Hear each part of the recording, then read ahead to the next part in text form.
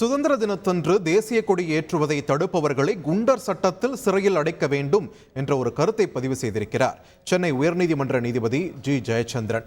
இது தொடர்பான முக்கிய செய்தியை நாம் பார்த்து வருகிறோம். தொடர்ந்து கூடுதல் விவரங்களை வழங்குவதற்காக இணைகிறார் எமது செய்தியாளர் சுரேஷ். சுரேஷ் வணக்கம். எந்த வழக்கில் நீதிபதி இந்த கருத்தை பதிவு பண்ணியிருக்கிறார்? வேற என்னென்ன விஷயங்களையும் அவர் சொல்லியிருக்கார்? பதிவு பண்ணுங்க.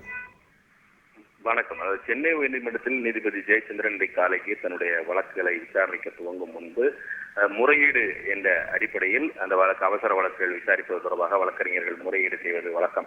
அந்த வகையில் ஒரு பெண் வழக்கறிஞர் ஒருவர் சுதந்திர தினத்தை ஒட்டி தங்களுடைய அந்த குடியிருப்பு நல சங்கத்தில் கொடியேற்றுவதை முன்னாள் நிர்வாகிகள் தடுப்பதாகவும் அதை எதிர்த்து வழக்கு தாக்கல் செய்துள்ளதாகவும் அந்த வழக்கை நாளை அவசர வழக்காக விசாரணைக்கு எடுத்துக்கொள்ள வேண்டும் என்ற ஒரு முறையீட்டை முன்வைத்தார். அப்போது தேசிய கொடி ஏற்றுவதற்கு போலீஸ் பாதுகாப்பு வழங்க வேண்டும் என்ற ஒரு கோரிக்கையும் அந்த முறையீட்டில் அவர் முன்வைத்தார்.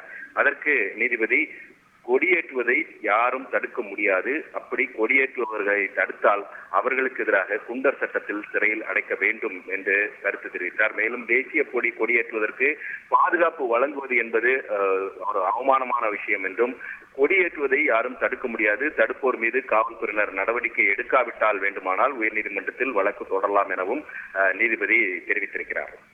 நன்றி சுரேஷ், உங்களுடைய விரிவான தகவல்களுக்கு. செய்திகளை உடனுக்குடன் தெரிந்து கொள்ள உடனே சப்ஸ்கிரைப் பண்ணுங்க.